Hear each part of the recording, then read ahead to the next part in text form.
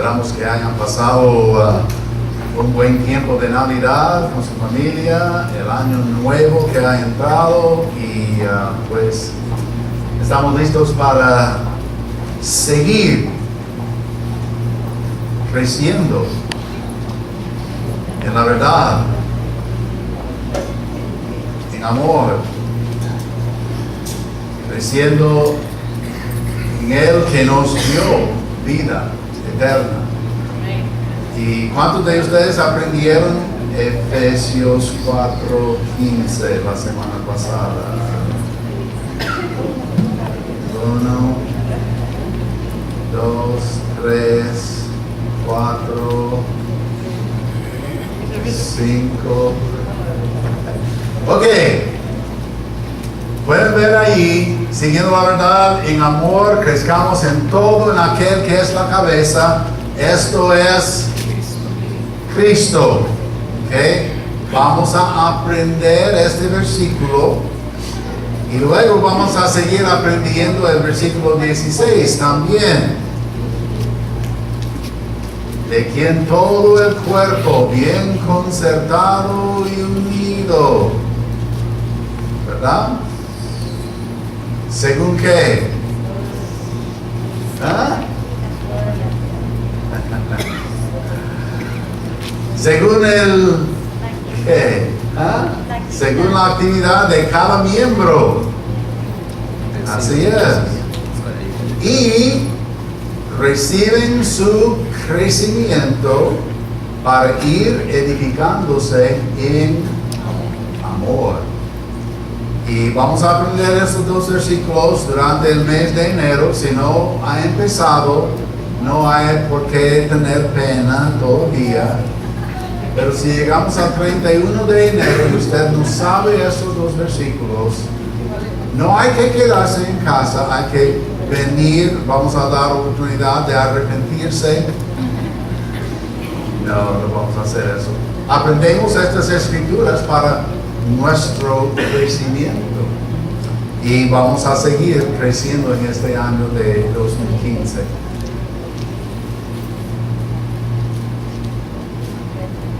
Carlos Carías, ¿dónde está escondiendo? Póngase de pie, hombre. Tenemos ratos de no ver a Carlos. Vamos a darle un buen aplauso.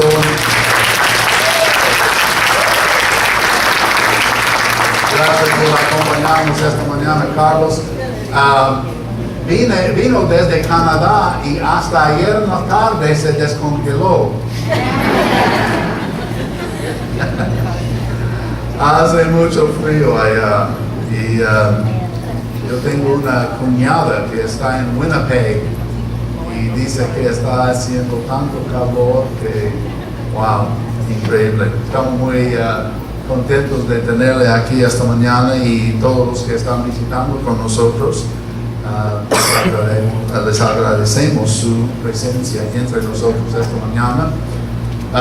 La reunión de esta tarde a las 6 es muy importante. Entonces, si usted está involucrado en cualquier nivel de ministerio en nuestra iglesia, cualquier obra, clase de escuela dominical, los encuentros con Dios, soldaditos, si usted trabaja en la sala cuna, si usted es maestro de escuela dominical o maestro de escuela dominical, si está involucrado en evangelización, cualquier persona que está involucrado en algún tipo, alguna forma de ministerio, le necesitamos aquí a las 6 de la tarde, porque hay varios asuntos que son muy importantes que tenemos que considerar y hay algunos puestos que están abiertos que tenemos que llenar y yo le voy a agradecer de antemano por su participación, hasta los que están involucrados en música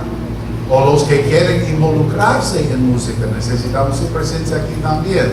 ¿Cuántos de ustedes les gustó el cántico especial esta mañana antes del mensaje? No hubo.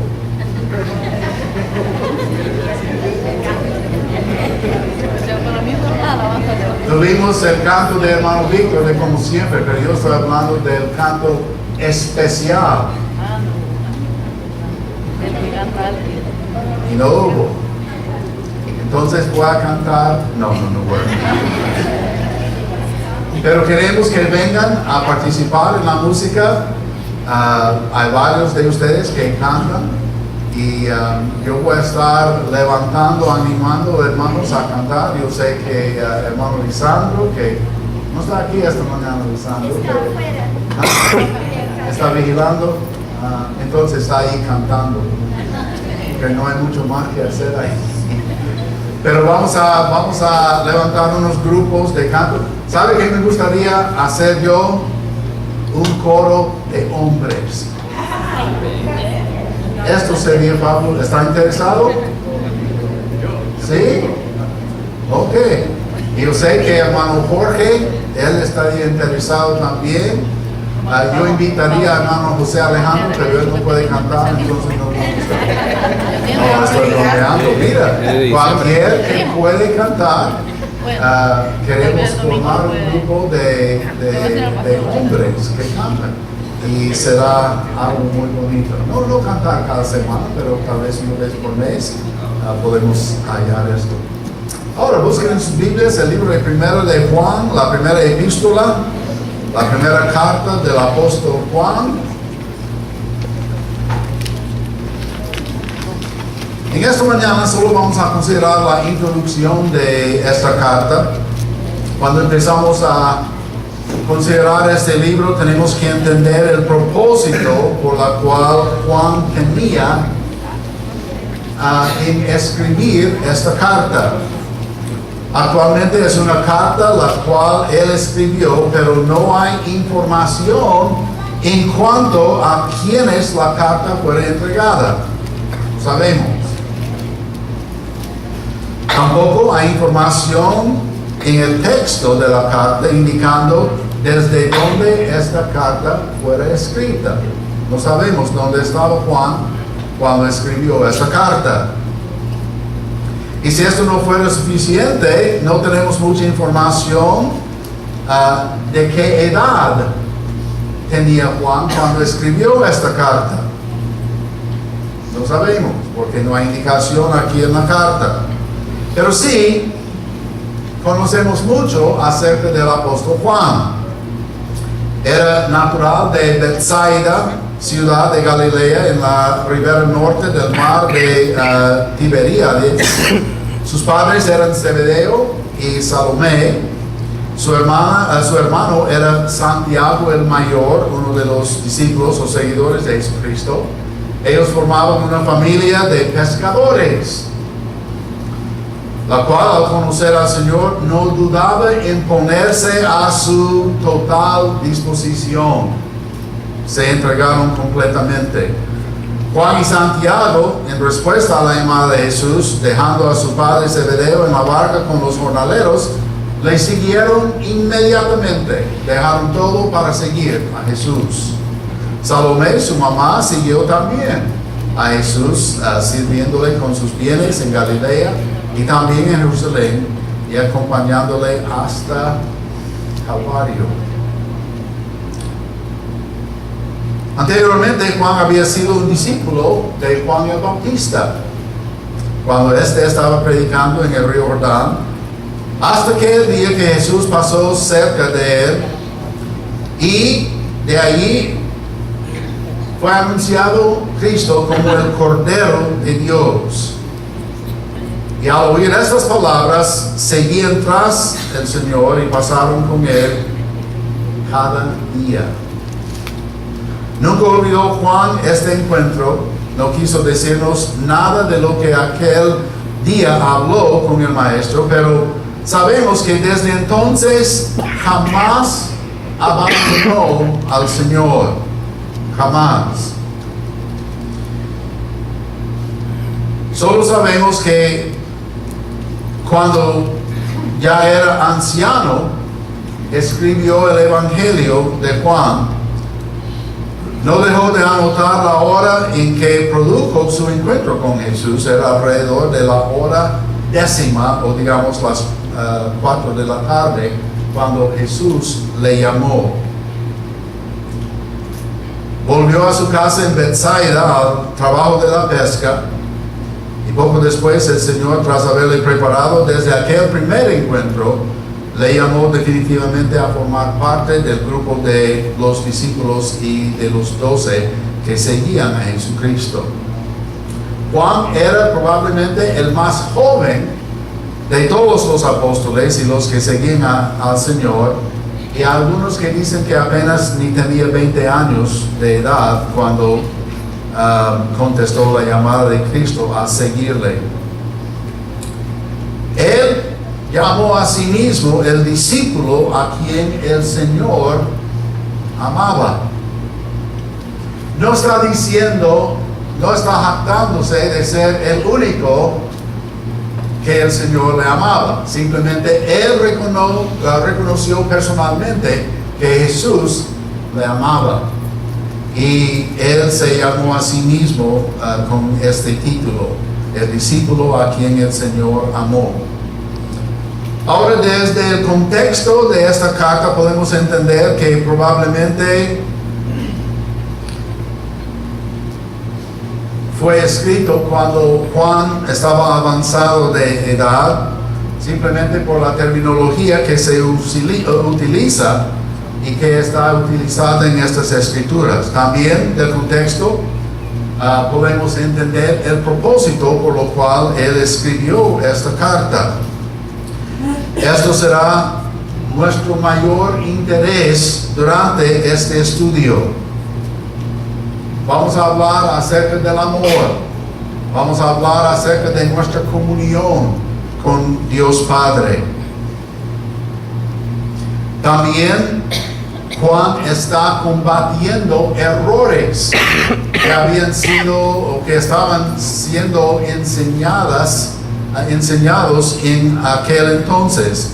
Errores que surgían en varios sectores del mundo conocido en aquel tiempo, que habían causado gran consternación dentro de las iglesias locales y resultaron en producir mucha confusión entre los hermanos.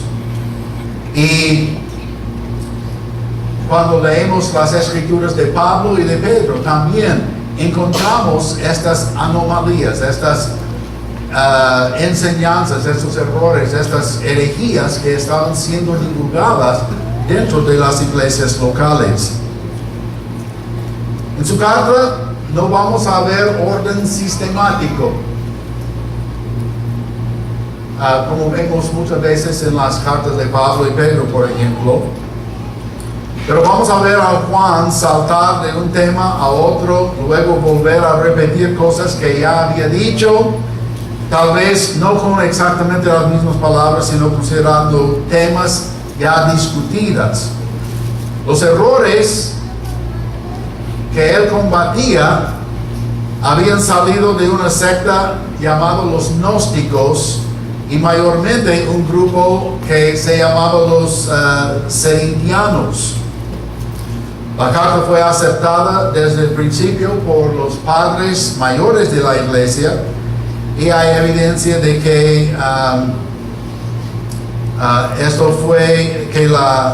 carta fue escrita por el apóstol Juan, y que sus enseñanzas en este libro deberían ser aceptadas por las iglesias que recibieron copias de esta carta. Policarpo aceptó este libro como escritura y citó en varias de las escrituras de él pasajes de la carta de Juan. También fue citado por hombres de nombre Papío y de Ireneo. Ellos aceptaron estas escrituras como la palabra de Dios. Dionisio de Alejandría afirmó que la carta de Juan era completamente legítima, y la carta ha sido hallada en copias de todas las Biblias desde que tenemos copias enteras de las Escrituras. En esta mañana vamos a ver, y no solamente esta mañana, pero en las siguientes semanas, vamos a ver contrastes. Este libro está lleno de muchos contrastes entre el cristianismo verdadero y los errores de las sectas de los gnósticos, las sectas equivocadas los judaizantes y también los gnósticos. Hay que prestar mucha atención a estos contrastes o a estas diferencias. Vamos a ver que dice, habla de oscuridad, habla de luz, habla de salvación, habla de perdición. Muchos temas diferentes, pero siempre contrastes. La verdad, el error. Y Juan está corrigiendo estas cosas en esta carta. La palabra clave se encuentra en el versículo 4. Juan dice, estas cosas os escribimos para que vuestro gozo sea cumplido. Había mucha aflicción en la iglesia entonces, habían perdido el gozo porque había tanta confusión por los que entraban ahí enseñando una doctrina de error. Ahora bien, la introducción de esta carta se encuentra en los primeros 4 versículos y es ahí donde vamos a dirigir nuestra atención por un tiempo breve esta mañana. La introducción de la carta se encuentra en los versículos 1 al 4.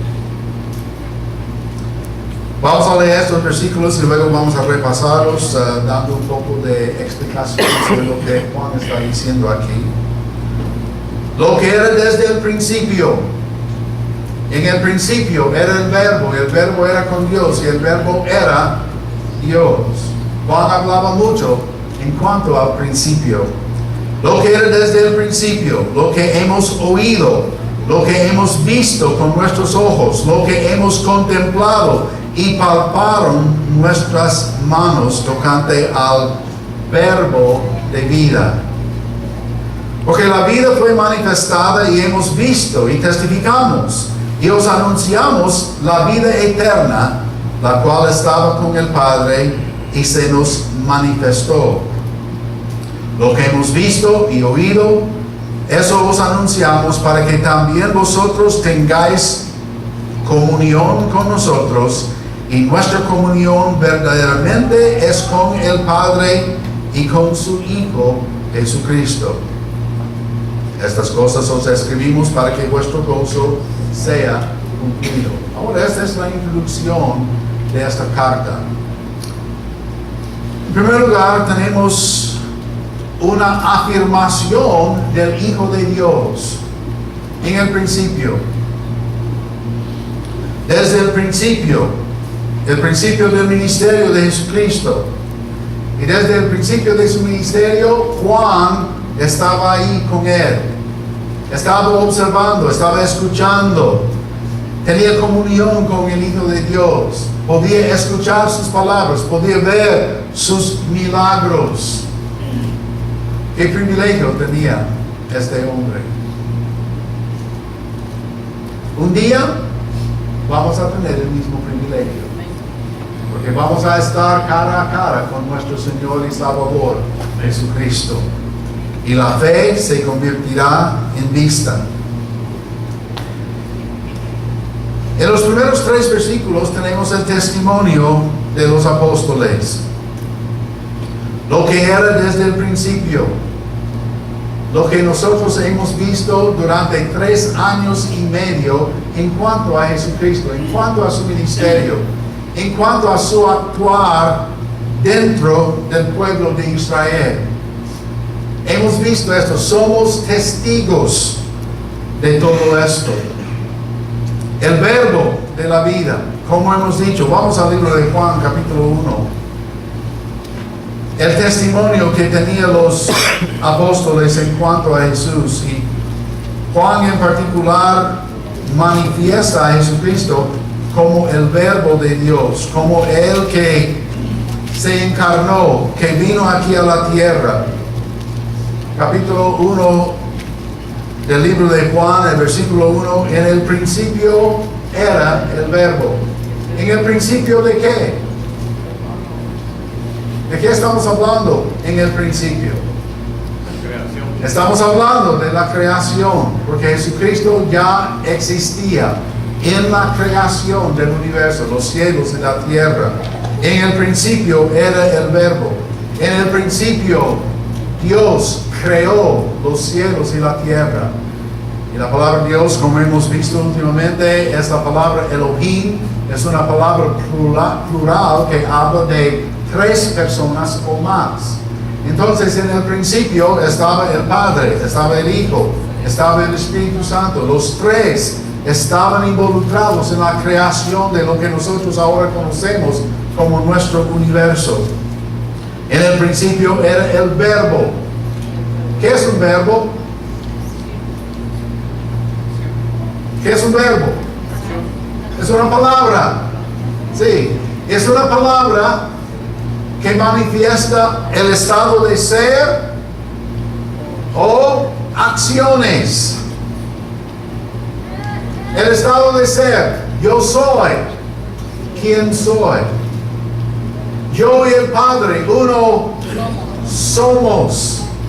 Cristo era el verbo, era la manifestación física o la manifestación carnal de la idea de Dios. Palabras son ideas. Palabras son imágenes. Si yo le digo avión, inmediatamente salta a su mente una imagen de algún tipo de avión. A mí me salió el 747 de Boeing. Grande, tamaño mío. Cuando hablamos del verbo, hablamos de la manifestación de la idea o del personaje de Dios, porque Dios es espíritu. No se puede ver un espíritu. Entonces, Cristo vino para manifestar al hombre, Dios, en forma de carne, en forma de hombre. Entonces, en el principio de la creación ya existía Jesucristo. En el principio era el verbo era con Dios, desde hace el principio, desde antes del principio, desde antes de la creación existía Jesucristo. Y el verbo no solamente era con Dios, el verbo era Dios. Dios omnipotente, Dios omnipresente, Dios omnisciente, Dios eterno. Jesucristo existía antes de la creación. Él es creador, nuestro creador, el creador de toda vida. El verbo de la vida. Este era en el principio con Dios. Todas las cosas por Él fueron hechas y sin Él nada de lo que ha sido hecho fue hecho. Eso no es difícil de entender. Cristo hizo todo. Todo fue hecho por Él. Todo. Todito. Entonces es el creador de este universo. Es una vida real, no es una vida imaginaria. No es como una fantasma. Los gnósticos no creían en un Dios encarnado. Los gnósticos solo creían en lo material. Y lo material es lo que vale la pena. No creían en tal cosa como pecado. Y si no hay pecado, no hay necesidad de un Salvador. Y si no hay necesidad de un Salvador, no hay necesidad de Jesucristo. Los gnósticos enseñaban que la vida aquí en la tierra era solamente vida terrenal, que no había ninguna vida después de esta vida. Entonces, ellos enseñaban que Jesús no era una necesidad, que no era tal cosa como pecado.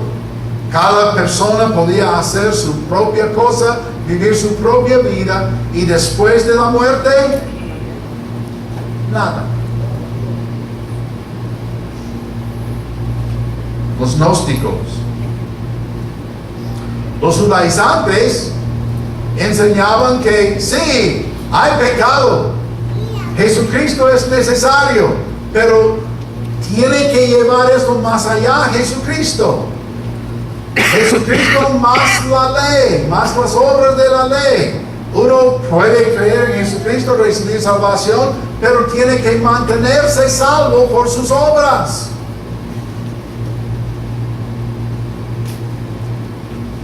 Porque por gracia sois salvos por medio de la fe, y esto no de vosotros, porque no es por obras, para que nadie se gloríe. La salvación no es resultado de obras, ni uno puede mantenerse salvo con sus obras. Pero que dijo Santiago: muéstrame tu fe sin tus obras, y yo te mostraré mi fe por mis obras. Las obras son producto de la fe. La salvación es producto de la fe, no de obras.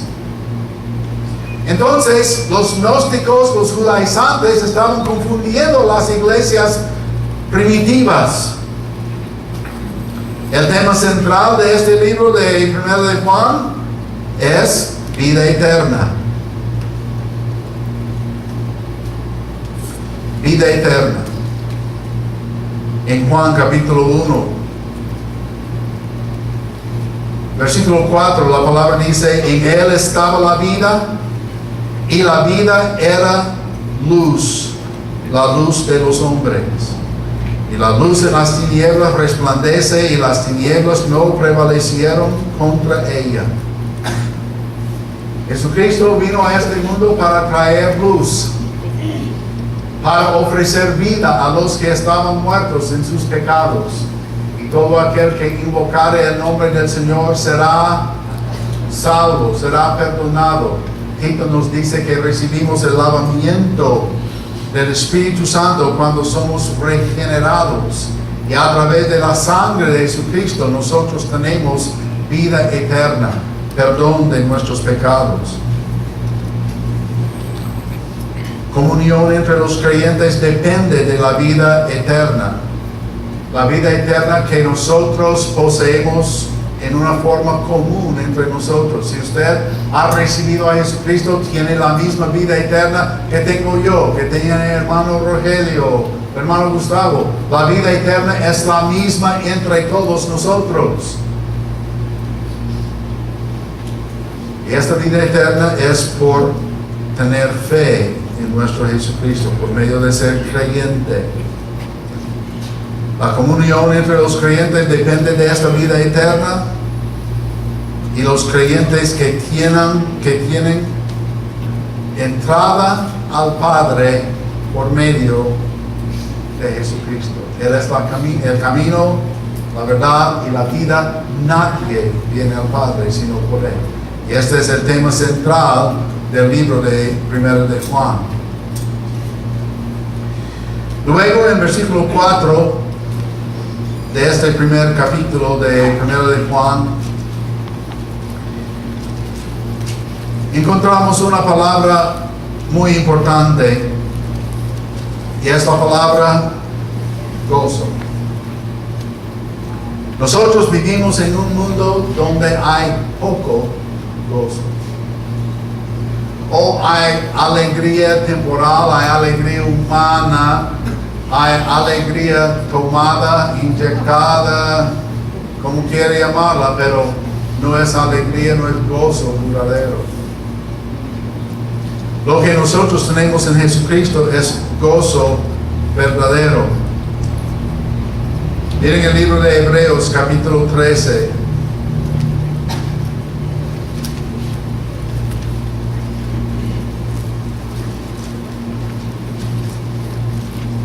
En realidad es Hebreos 12.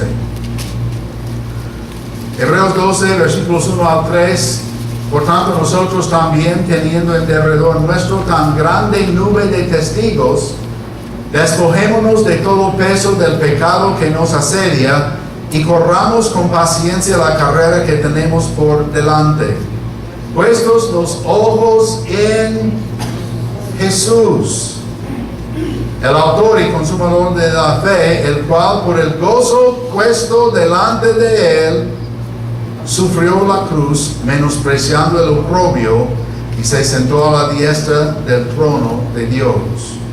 Considerad a aquel que sufrió tal contradicción de pecadores contra sí mismo, para que vuestro ánimo no se canse hasta desmayar.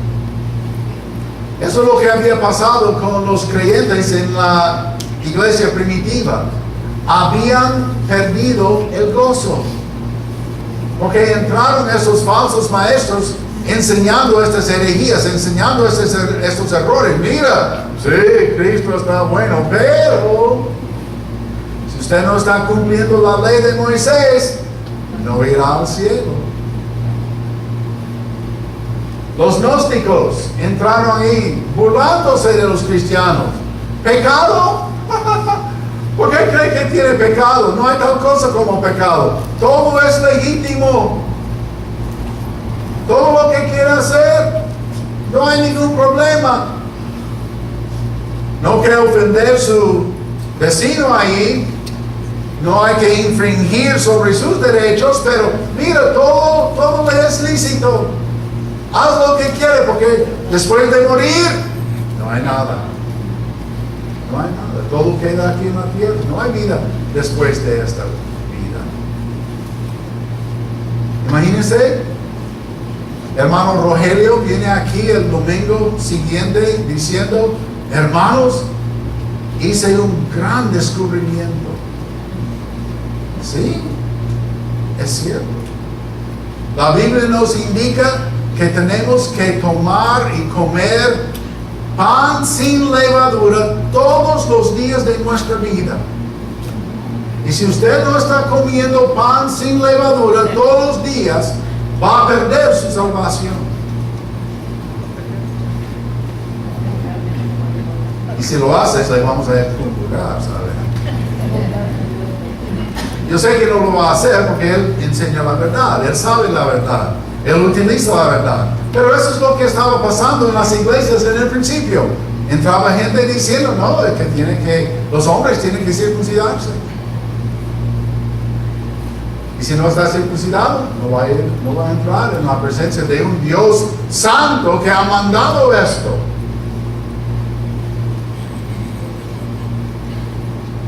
Los errores, y luego los pobres creyentes, ellos no sabían cómo responder a esto. Ellos no tenían la escritura escrita. No podían buscar 1 Corintios o 2 Corintios. Si alguno está en Cristo, nueva criatura es. Las cosas viejas pasaron aquí, todas son hechas nuevas. Ya no somos deudores a la ley de Moisés. Pablo escribió a los romanos.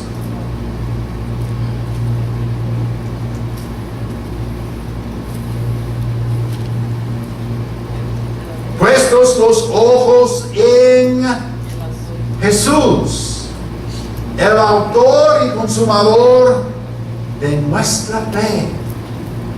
No tenemos que depender de nuestras obras para entrar al cielo. Nosotros basamos nuestra entrada al cielo al hecho de Jesucristo cumplido en Calvario, cuando derramó su sangre y entregó su cuerpo por nosotros, cosa que vamos a reconocer esta mañana.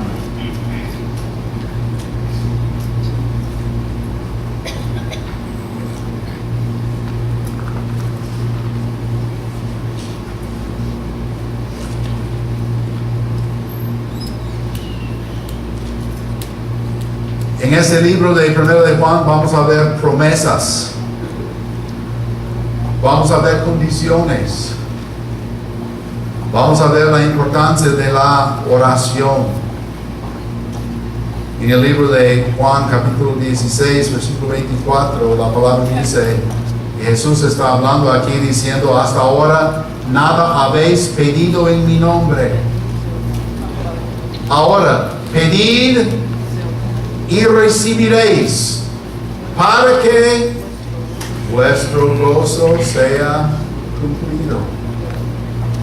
Juan escribió mucho acerca de este gozo. ¿Y dónde aprendió Juan esta lección en cuanto al gozo? ¿De quién? de Jesucristo. No tenemos una descripción de Jesús en la Biblia.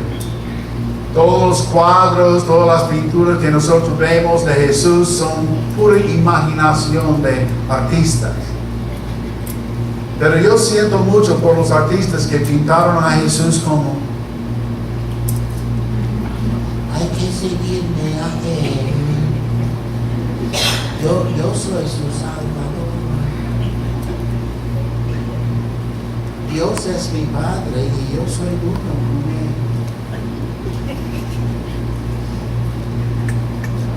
¿Es esta la imagen que usted tiene de Jesucristo? Yo creo que Jesús era hombre.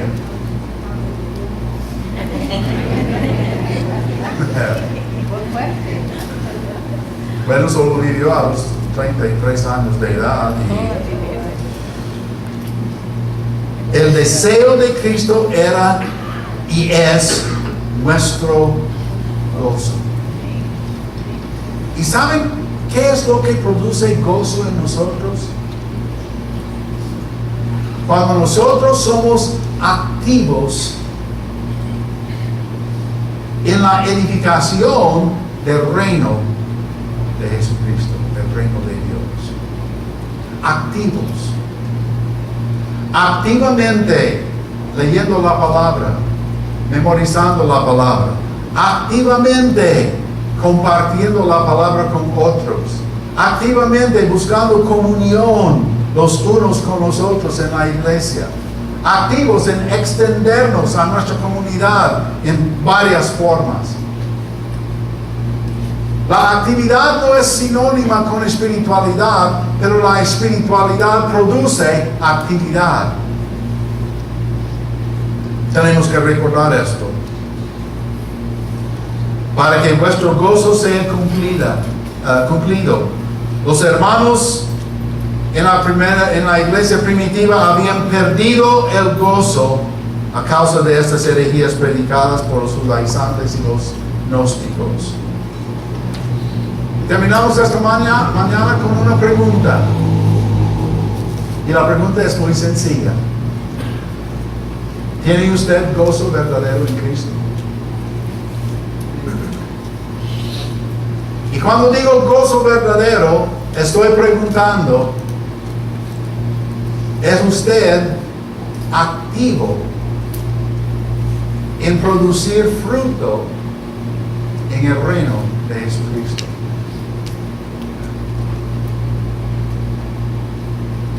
Es un creyente activo en la obra. No estoy diciendo pasivo.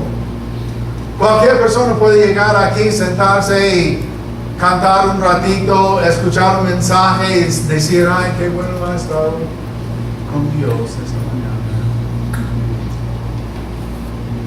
Eso no es cristiandad activa, es pasiva. Siempre recibiendo, pero cristiandad de verdad comparte, entrega, se da uno a otro, comunión, compañerismo. Y eso es lo que buscamos en este año. No queremos ser una iglesia pasiva. Según la actividad de cada miembro,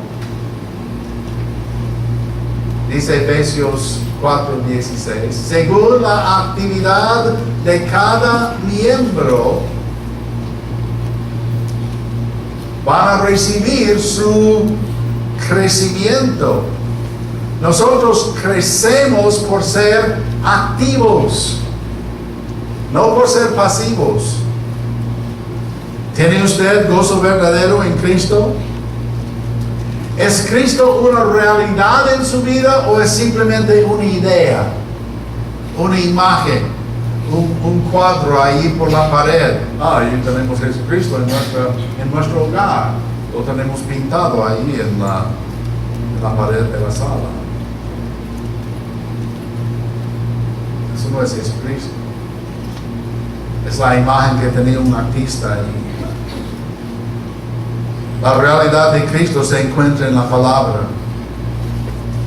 ¿Hay evidencias de esta realidad en su vida?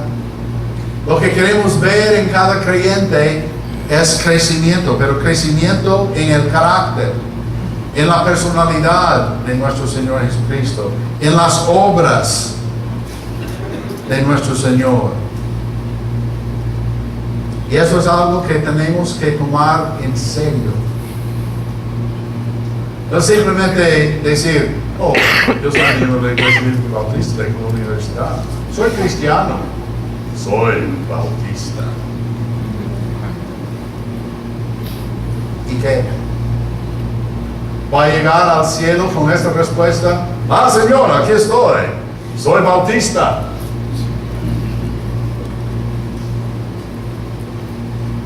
Soy bíblico.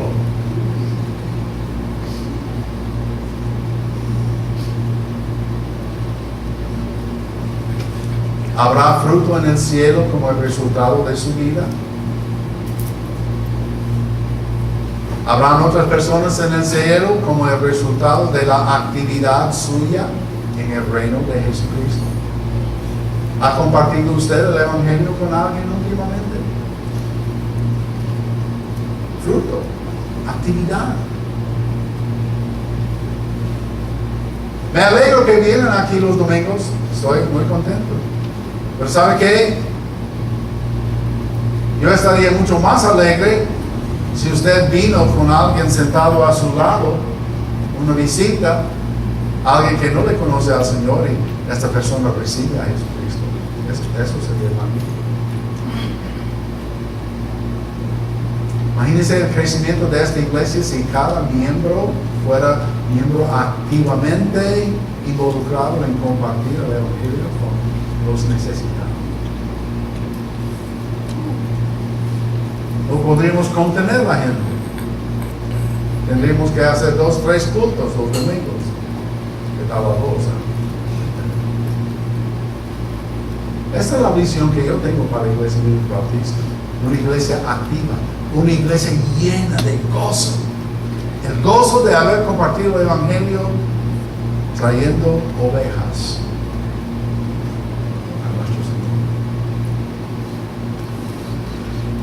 Este libro de 1 de Juan va a ser un libro muy interesante, lleno de principios que nosotros tenemos que guardar en nuestro corazón para llegar a ser hijos creciendo. Eso es lo que buscamos, crecimiento. ¿Está creciendo? Este jueves, su pastor va a cumplir 65 años de edad. Si Dios permita. Pero ¿sabe qué? Sigo creciendo. Yo no he llegado a un nivel espiritual que pues ya estuvo, ya no tengo que estudiar más, no tengo que leer más. Ya tengo suficiente aquí. Ya. 65 años, tengo 57 años de ser creyente. Suficiente, ¿verdad? Oh, no. Yo tengo que seguir aprendiendo, creciendo, madurando, llenándome de gozo cada día de mi vida. ¿Y usted? Espero que sí. Padre, gracias por este tiempo que hemos tenido en tu palabra. Gracias por el privilegio que es nuestro en seguir a tu Hijo Jesucristo, de manifestar sus cualidades en nuestra vida, para que otros sean atraídos a Él, para recibir perdón de sus pecados, para ser hechos hijos tuyos, para ser participantes en tu reino.